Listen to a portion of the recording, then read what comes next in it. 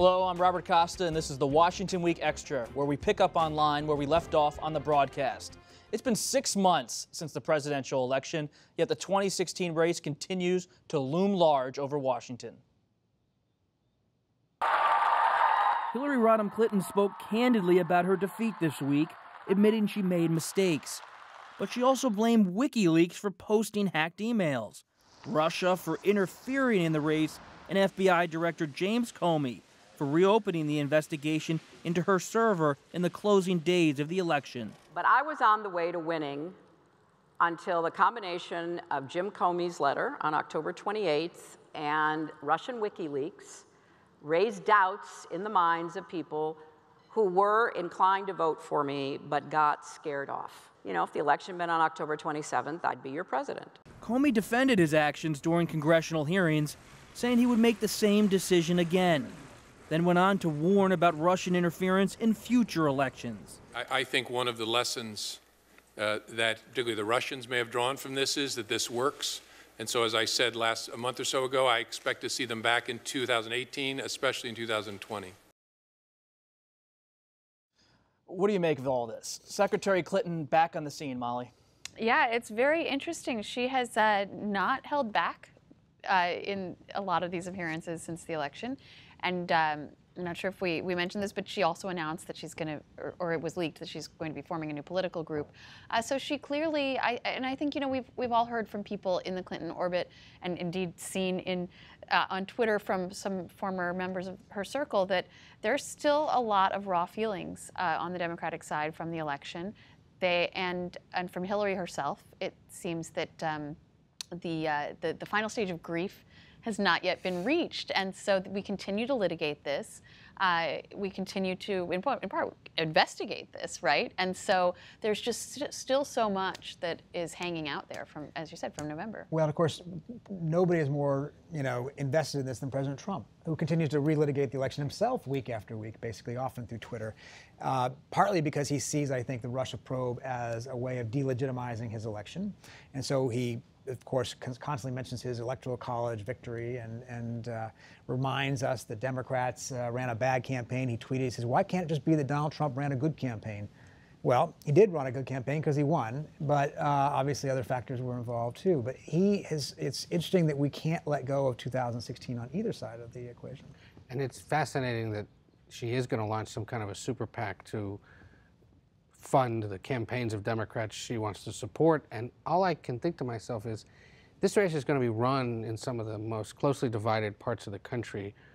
Which Democrat wants to be accepting money from her next year in a tight race where you're running against a Republican incumbent, where if word comes out that that's happening, the president may show up himself to try to take you down? I just wonder what the calculation is there and whether they've really thought that through. The other thing is, Comey said, the Russians figured this out. They're going to have success with it elsewhere. It happened tonight in France, where Macron, who's on his way conceivably to winning the presidency, announces there's a massive email hack, and all of his emails have been released now, his campaign's emails. They have a different rule over there where you can't say anything now for the next 48 hours ahead of the election, so you wonder what impact that could have. But it's proof that somebody is trying to meddle in another election. Eric, are we learning anything new from Director Comey when he keeps coming to Capitol Hill? Well, there's nothing that he can say to satisfy Democrats who will never forgive him for that letter 10 days or whatever before the election. Each time he comes to the Hill, though, he seems to show a little more leg as to why he did it, explain a little bit more fully his thinking, his feelings, even the little bit nauseous feeling that he apparently felt. The notion that he had no good choice, that he would do it again. So, incrementally, we are getting a bigger picture into his state of mind, but I don't think we've learned a whole lot new. He's very careful, obviously, in what he says. There's been a lot of attention as well on President Trump's first 100-plus days in office.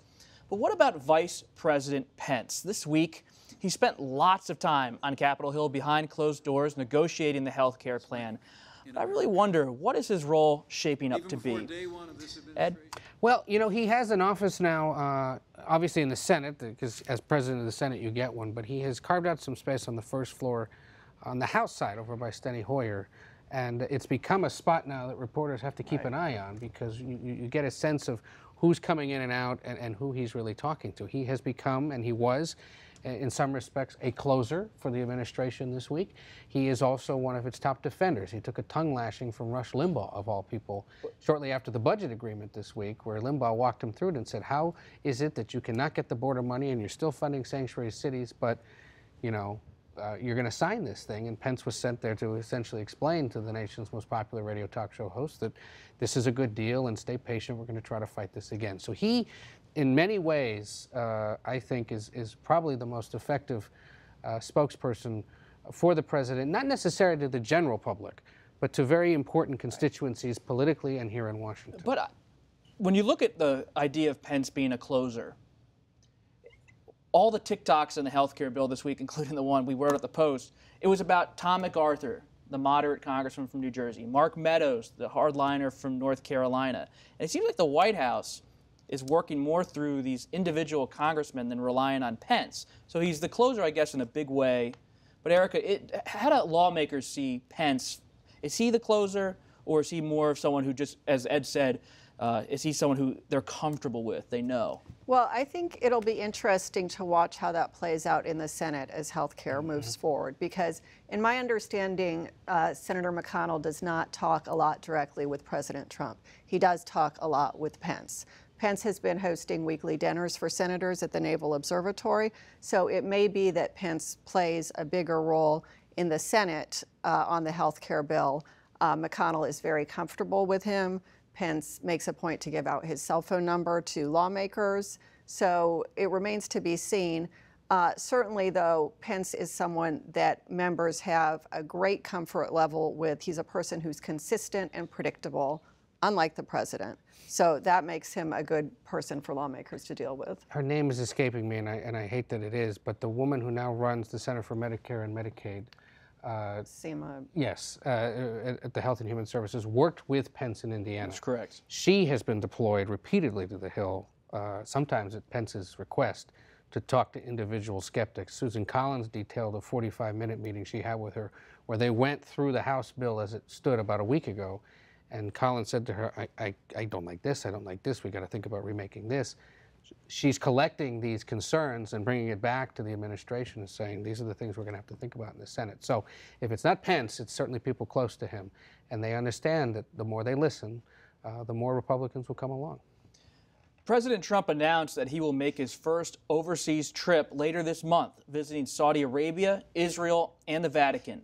Peter, what's the main goal of this overseas jaunt? Well, part of it is to hit the centers of three major religions, right? He's going to meet with the Pope. He's going to go to the place that is custodian of the two major mosques of Islam, and he's going to go, obviously, to Jerusalem. And, you know, the message you heard from the White House is we're going to unify people in a battle against intolerance, meaning extremism. You know, it's interesting they chose Saudi Arabia as his first stop overseas. He hadn't always been very favorable toward Saudi Arabia in the past, but he's made some good contacts with the leadership there. He's talked with the king by phone, met with his son. Israel, too, of course, obviously the center of his Middle East peacemaking ideas. He had President Abbas of the Palestinians at the White House this week. He said this whole peacemaking thing isn't probably as difficult as people thought it was. We'll see about that. And that, you know, but it's interesting. He did not choose to go to Mexico or Canada for his first overseas trip. That's what every president since Reagan has done, because of course he's not really on great terms right now with either of them. Seems to be having a trade war. Yeah, with each both of them. So it may not be the best place for him to go. Saudi Arabia, he's not going to see a lot of protesters. But he's going to have a busy trip. This is 8 or 9 or almost 10 days. He's going to meet a lot of people in Riyadh. He's going to meet all of the members of the Gulf Cooperation Council. Those are the Arab states around the Persian Gulf. And then other Muslim leaders are going to come in as well. He's got 2 summits in Europe, one in Brussels for NATO, which is no longer obsolete, and another in Sicily for the G7, which no longer has Russia. So it's going to be a busy week for him and a real test for a new president on the international stage. What about his meeting with the Pope? What do you expect to see? Well, that's going to be so interesting because they're such different people, right? And they have very different priorities and different sensibilities about the world. But, you know, I suspect it'll be respectful and he'll probably come out of there and tweet really well about the Pope. Anybody remember when Trump and the Pope went at it during the They did. campaign? You're right about that. It was right before the South Carolina primary, and there were too many of these moments in that primary to count when your jaw dropped on the floor and you went, "I can't believe this is happening." But that was certainly one of them when the Pope said something that seemed to obliquely, perhaps it wasn't a condemnation and it didn't mention Trump, but it was walls are not nice. Bill Bridges, not walls. And Donald Trump went off on the Pope, and you thought, oh my God, is someone really going to try to win an election by going after the Pope? In particular, this Pope, who's quite popular, not just with Catholics. And he did it. He did. I remember Corey Lewandowski, Trump's campaign manager at the time, who's a Catholic. He had a philosophy with the campaign, which was let Trump be Trump. He rarely ever raised a question about his boss's decisions or his boss's behavior. But when then-candidate Trump clashed with the Pope, I remember Lewandowski went to then-candidate Trump and said, maybe this isn't the best idea. Maybe he shouldn't be fighting with the Pope. And the then-candidate Trump still fought with the Pope. That's right. So, speaking of President Trump, he signed an executive order Thursday to vigorously promote religious liberty by allowing churches and other faith organizations to be more politically active. Trump said the United States will never stand for religious discrimination, which seems out of step with the travel ban on mostly Muslim nations, doesn't it? Well, yes, but all it is a piece of rhetoric. And the interesting thing about this executive order is that both the proponents and opponents of the religious liberty debate that had been happening saw it as a bit of a bait and switch. You had a lot of, so there was a draft leaked a few months ago that was very sweeping, had been drafted with the help of some religious right organizations, and that had put a lot of particularly LGBT organizations on edge because it would, in their view, enable discrimination on religious grounds against a lot of LGBT people. So they were expecting that kind of a religious liberty executive order. Instead, what they got was an executive order that doesn't do that at all. The principal thing it does is says that the IRS, the Treasury, will not enforce the Johnson Amendment, which is the completely toothless and already unenforced provision that says members of the clergy cannot endorse political candidates from the pulpit. Trump is obsessed with this for some reason. He got it into his head during the campaign as something evangelicals wanted, talked about it over and over again. Of course, it helps him politically probably if more pastors can talk about or feel free to talk about politics to their congregations. But the stuff about religious liberty that the religious right thought they were getting wasn't in there, and that the LGBT community and others were afraid of. And so you had the ACLU sort of hilariously trolling Trump with this tweet that said, we said we were going to sue Trump over this executive order, but now that we've read it, it doesn't actually do anything, so we don't need to sue the guy, which is pretty amazing, right? And so, because I think the ACLU would sue a ham sandwich. So, so you have, Donald Trump has a lot of fans in the evangelical community. And while there was some criticism, a lot of them were saying, okay, we still feel we have a bite at the apple. We could still get what we want, but there was no concealing their disappointment that this didn't go as far as they expected. Who's running the gut check of this administration, Peter? Is it Vice President Pence and the religious conservatives within the administration and the White House, or is it the New York crowd, the more moderate wing of the White House led by Jared Kushner's son-in-law? Yeah, that's a great question, and I think this is one of these issues where you see, these kind of conflicting issues. But Mike Pence obviously is close to religious conservatives as anybody in that White House, personally very conservative in his Christianity, but didn't get what he wanted, I think, out of this. And they didn't get the restrictions on Planned Parenthood in the budget, although they now are trying to get them through the health care law. Look, Jared Kushner, Ivanka Trump, they're from a New York milieu. Their friends are Democrats. Gary Cohn, the National Economics Advisor. It's socially liberal part of the White House, and they're telling the president, don't go too far. And it's okay to, say these things, but there's a limit to how far you can go. And so far they've won. The White House today said it's not over, though. We have other opportunities to make changes. We'll see whether they do that.